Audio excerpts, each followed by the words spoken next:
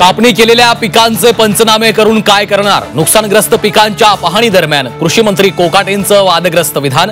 टीकेनंतर कोकाटेंची सारवासारव, वक्तव्याचा विपर्यास केल्याचा दावा. निलेश चव्हाणच्या मुसक्या अखेर आवळल्या. नेपाळ सीमेवरून अटक.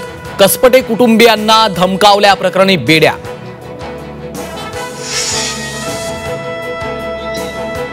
निलेश चव्हाण खासगी ट्रॅव्हल्स मधून पुण्यातून फरार. गोरखपूरमध्ये उतरल्याचा सीसीटीव्ही झी24 तासच्या हाती.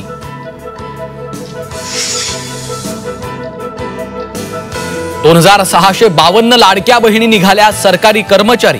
1.25 लाख कर्मचाऱ्यांच्या तपासणीतून धक्कादायक माहिती उघड. सरकारी कर्मचाऱ्यांनी लाडकीचे 3,58,00,000 लाटले. कोल्हापुरात सतेज पाटलांना मोठा धक्का. गोकुळ दूध संघ महायुतीच्या ताब्यात. नाविद मुश्रीफांची गोकुळच्या अध्यक्षपदी निवड. नांदेडच्या माहूर घाटातून कार कोसळली दरीत. अपघातात 6 भाविक जखमी. अपघाताची घटना सीसीटीव्ही मध्ये चित्रित.